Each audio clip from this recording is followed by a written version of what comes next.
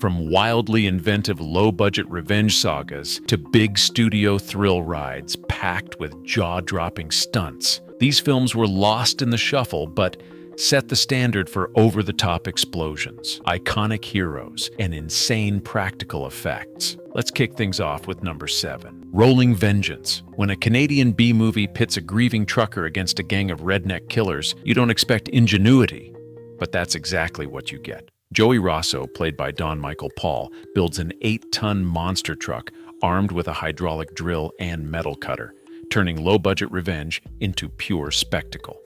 The villain? Ned Beatty as Tiny Doyle, chewing scenery and buying off the cops. Released in 1987 with barely a blip in theaters, this film skipped straight to VHS, where it became a Friday night favorite for anyone craving over-the-top destruction. Regional rental charts showed Rolling Vengeance moving briskly, especially in monster truck country. Cheap, wild, and unashamed, it's the kind of forgotten gem that proves sometimes all you need is a big truck and a bigger grudge. Number 6. Remo Williams, The Adventure Begins. In 1985, a pulp hero adaptation tried to launch the next great American action franchise, not with gadgets, but with pure nerve. The film's signature stunt unfolds high above New York, as Dar Robinson plummets from the scaffolding of the Statue of Liberty. No visible wires, no digital tricks, just a stuntman, a replica set in Mexico, and a carefully hidden airbag. Universal bet big on sequels, but when the box office stalled at $14 million, the dream collapsed overnight. Plans for a series vanished, but the technical bravado of that Liberty drop still stands as a monument to 80s stuntcraft. If you want to see what real danger looked like before CGI, this is where to start. Number 5. Action Jackson. In 1988, Carl Weathers finally stepped into the spotlight, backed by producer Joel Silver and a stuntman-turned-director, Craig R. Baxley. The result? Studio-funded mayhem with a budget big enough to send a muscle car flying up a marble staircase. Literally.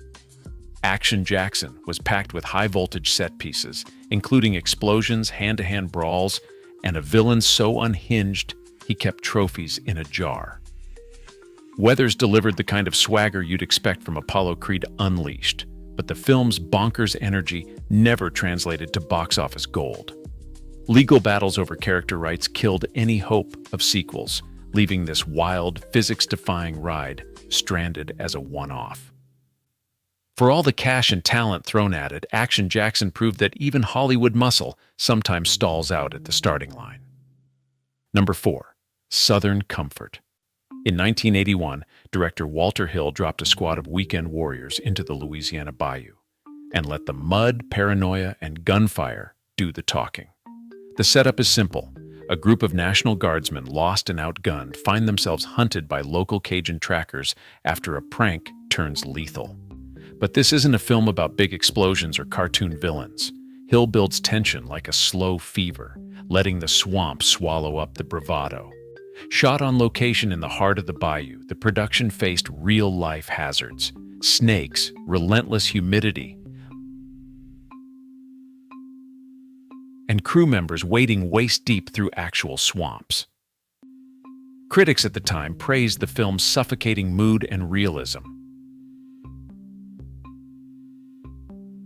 calling it a survival nightmare with political teeth.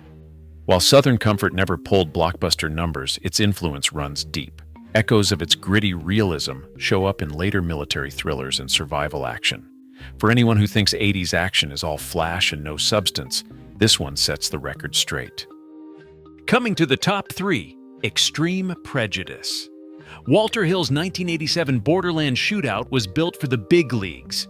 Nick Nolte as a Texas Ranger, Powers Booth as a cartel kingpin, and a finale that should have gone down as one of the decade's most brutal. But the real battle wasn't on screen. It played out in back rooms with the MPAA, where Hill fought to keep his explosive climax intact. The ratings board demanded frame-by-frame cuts, targeting blood squibs and gunshot impacts, until the violence was whittled down to meet an R rating. Studio memos and Hill's own interviews confirm the fight. Every time the director pushed back, the censors pushed harder. The end result? audiences in the US got a muted version, while some international markets saw longer, rawer edits. Extreme Prejudice was praised for its craftsmanship, but the forced edits left it half remembered. Another casualty of institutional squeamishness in an era obsessed with pushing boundaries. For action fans, it's a reminder that sometimes the biggest threat to a masterpiece isn't the villain on screen, but the ones behind closed doors. Number 2, Manhunter. In 1986, Michael Mann delivered a crime thriller so visually sharp it practically glowed off the screen. But when De Laurentiis Entertainment Group, DEG, hit the wall financially, the film's fate was sealed before audiences even had a chance to notice. Mann's adaptation of Thomas Harris's Red Dragon gave the world its first taste of Hannibal Lecter, years before Anthony Hopkins made the character a household name. Brian Cox's take on the infamous Doctor was chilling and understated, and Mann's signature neon-lit style painted every frame with icy precision. Yet as the film rolled out to nearly 900 screens, DEG's financial collapse yanked the rug out from under its marketing campaign. Variety reported unpaid advertising bills and frozen promotional budgets as DEG scrambled to avoid bankruptcy. The result? Manhunter's box office vanished almost overnight, grossing just $8.6 million domestically, a fraction of what was expected for a major studio thriller. The film didn't just slip through the cracks, it was buried under a landslide of unpaid debts and abandoned ad buys. But that wasn't the end. VHS rentals and late-night cable gave Manhunter a second life, with word-of-mouth growing as fans discovered its moody visuals and tense cat-and-mouse plotting. Mann's approach would later echo in his own heat, but back in '86, Manhunter was the masterpiece nobody saw coming, and thanks to a financial disaster, almost nobody saw it all. If you want proof that a marketing wipeout can erase even the most stylish films, look no further. And finally, in first place, Lethal Weapon. In 1987, Richard Donner and Shane Black didn't just make an action movie. They rewrote the rules for what a buddy cop film could be. On the surface, it's all there. Mel Gibson's wild-eyed Riggs, Danny Glover's weary Murtaugh, Christmas lights, shootouts, and a villain with a perm. But the secret sauce wasn't just in the quips or the explosions. It was the push and pull between Black's original pitch-black script and Donner's instinct for crowd-pleasing spectacle. The first draft was a bleak, almost nihilistic thriller, with Riggs teetering on the edge of self-destruction. Donner fought for balance, dialing back the darkness in reshoots and injecting a streak of hope, especially in the infamous rooftop scene, the one where Riggs dares a jumper to go over the edge with him. That moment, debated and reworked on set, became the film's emotional center, action as therapy, gunplay as catharsis. The chemistry between Gibson and Glover wasn't just lightning in a bottle, it was the result of relentless casting sessions and rehearsal, with Donner insisting the leads improvise and push each other. Their dynamic set the standard for every mismatched cop duo that followed, spawning 3 sequels, a TV reboot, and an entire subgenre of wisecracking lawmen. But what gets lost in the nostalgia is just how risky the original was. Studio execs worried the tone was too dark, the violence too real, the humor too raw. Against the odds, it worked, earning over $120 million worldwide and landing on year-end best-of lists.